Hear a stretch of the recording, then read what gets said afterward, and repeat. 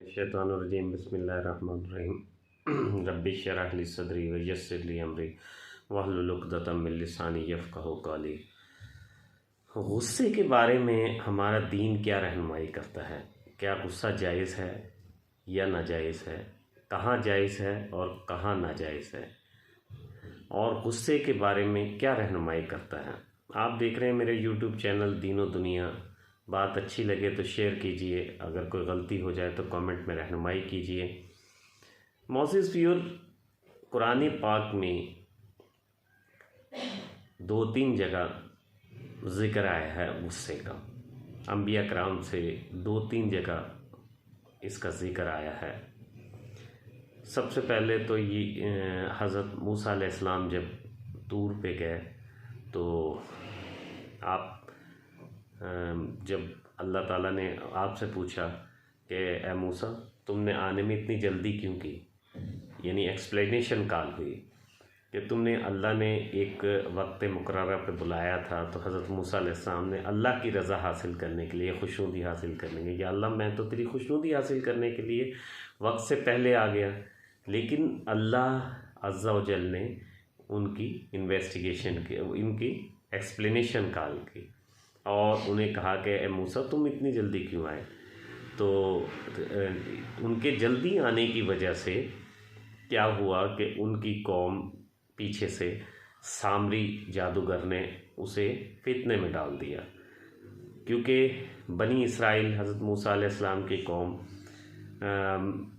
नबी की कौम थी, उसके पैरोकार थे, तो जो भी उनके मामलात थे लेकिन उन्हें अमीन समझा जाता था।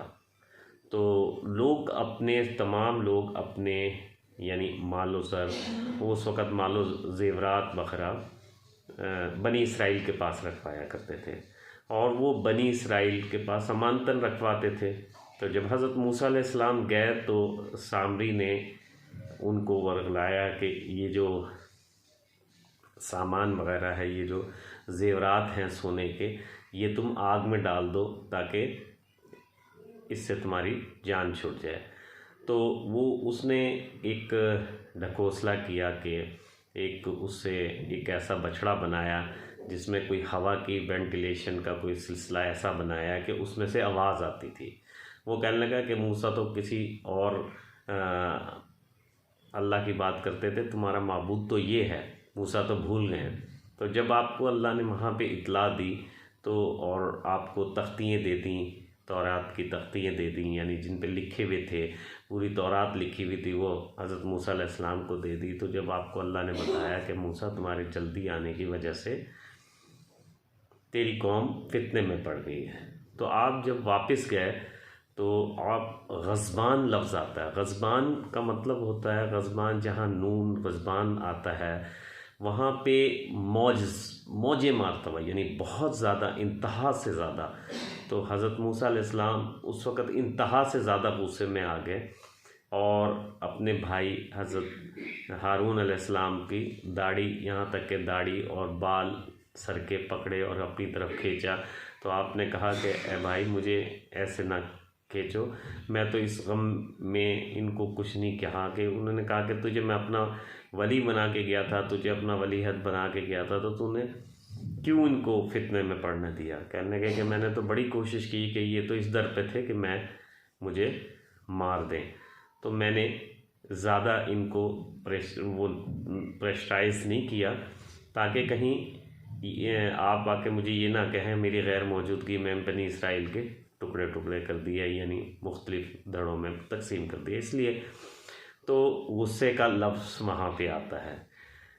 अच्छा, उसके अलावा हज़रत यूनुस अलैहिस्सलाम के बारे में आता है कि जब अल्लाह की ज़ात ने उनकी कौम को तबाह करने का इरादा कर लिया, फ़ैसला सादिर हो गया, तो उन्होंने अपनी कौम को बता दिया। उसके बाद जब कौम ने सब ने इकट्ठे होके एक मैदान में इकट्ठे हो गए और चीखे मार के, जानवर चरिंद परिंद सब एक मैदान में इकट्ठे हो गए और दहाड़े मार मार के रोना शुरू कर दिया। तो अल्लाह की ताला की रहमत जोश में आ गई और उसने अज़ाब टाल दिया। तो हज़रत यूनुस अलैहिस्सलाम नाराज़ होके चले गए और यहाँ तक कि वो कश्ती में जाके सवार हुए, वहाँ कुर्रा डाला उन्हें, फिर कश्ती से धक्का दे, मकसद है छलांग लगानी पड़ी, दो उसमें भंवर में आ गई कश्ती। फैसला हुआ है कि एक आदमी गिर जाए तो कश्ती बच जाएगी, और बार बार कुर्रे डाले गए तो हज़रत यूनुस अलैहिस्सलाम का नाम आया।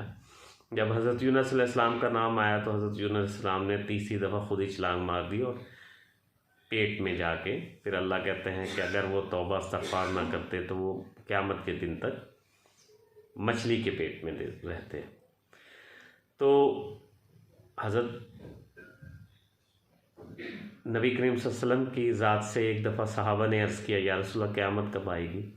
तो आपने कहा, आपका चेहरा गुस्से से सुर्ख हो गया और फरमाने लगे कि तुमने क़यामत के लिए क्या तैयार किया? तो उन्होंने कहा, या रसूलल्लाह मैंने क़यामत के लिए कुछ भी नहीं तैयार किया, लेकिन अल्लाह और अल्लाह के रसूल से बहुत मोहब्बत करता हूँ। तो आपने फरमाया, कल रोज़े महशर तुम उनके साथ होगे। तो ये गुस्से की ये 2-3 जगहों पे कुरान पाक में गुस्से का ज़िक्र आता है। ये गुस्सा ना आना मुमकिन नहीं है, यानी इंसान की अनासिर तरकीबी में, इंसान के बनाने में गुस्से को अल्लाह ताला ने रखा है। लेकिन अल्लाह के रसूल ने फरमाया, जो मोमिन वो है जो गुस्से को पी जाता है, यानी गुस्से पे कंट्रोल पा लेता है। गुस्से का आना इंसान के अज्जाए तरकीबी में गुस्सा एक शामिल है, और एक सबसे बड़ा गुस्सा का जो वो आता है वो है जब इंसान को तख्लीक किया और शैतान को अल्लाह ताला ने कहा कि सजदा कर, तो वो गुस्से में आ गया और तकब्बुर में आ गया, उसने कहा कि मैं इससे बेहतर हूँ। तो यानी ये सारी जगहों पे गुस्से का आना, अगर दीन की हमीयत कहीं डिस्टर्ब होती है या उसको नुकसान पहुँचता है, आपकी इज़्ज़त गैरत पे कोई नुकसान पहुँचता है और गुस्सा नहीं आता, तो ये अच्छी बात नहीं है। उस वक़्त गुस्सा आना चाहिए, लेकिन जहाँ पे तकब्बुर की वजह से गुस्सा आए, नॉर्मली गुस्सा तकब्बुर की वजह से आता है। हमेशा गुस्सा उस वक़्त आता है जब आप देखते हैं किसी को, बेसिकली एक इंटरनली एक इंडिकेशन है। जैसे एक मिसाल की बात है, बड़े यूरोपियन मुल्कों में हॉर्न बजाने का मतलब होता है किसी को इंडिकेट करना कि तुम यानी वायलेशन कर रहे हो। तो इसी तरीके से गुस्से का मतलब होता है किसी को इंडिकेट करना कि आप वायलेशन कर रहे हैं, किसी भी किस्म की वायलेशन हो सकती है। अच्छा, गुस्सा हमेशा जब आता है जब इंसान ख़ुद को ठीक समझता है और आगे वाले को गलत समझता है। तो गुस्सा करने से पहले ये तयन होना बहुत ज़रूरी होता है कि आया वाकई जो मैं फ़ैसला कर रहा हूँ वो ठीक है, और मैं जो अगले पे इम्पोज़ करना चाह रहा हूँ वो ठीक है, इंसानियत के हक़ में है या ख़िलाफ़ है, सवाब है या गुनाह है। तो गुस्सा आना कोई बड़ी बात, बुरी बात नहीं है, लेकिन गुस्से को पी जाना और ये देखना कि जिस वजह से मुझे गुस्सा आ रहा है और उसको डायलॉग्स के ज़रिए समझाना, ये इंसानियत है। नबी करीम सल्लल्लाहु अलैहि वसल्लम को अब्दुल्ला बिन अबी सारी ज़िंदगी तकलीफ़ें देता रहा, सारी ज़िंदगी मुख्तलिफ़ हरबे इस्तेमाल करता रहा आपकी इज़्ज़त पे हर्फ पहुँचाने के, लेकिन आप नबी करीम सल्लल्लाहु अलैहि वसल्लम से बहुत हमेशा से कुफ़ार ने, अब्दुल्ला बिन अबी सबसे ज़्यादा उसकी मिसाल दी जाती है, तमाम कुफ़ार ने, अहले मक्का ने भी आपको बेतहाशा तकलीफ़ें पहुँचाई।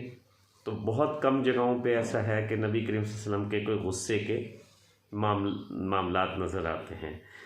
नॉर्मली आपने डायलॉग से ही मामलात को सॉल्व किया है, और बेहतर तरीका ये होता है कि डायलॉग से मामलात को सॉल्व किया जाए, क्योंकि गुस्से से दूसरे की निस्बत आपकी अपनी ज़ात को, आपकी अपनी माशरत को, आपकी अपनी मईशत को, आपके अपने ज़िंदगी को ज़्यादा नुकसान पहुंचता है बनिस्बत जिस पे आपको गुस्सा आ रहा होता है।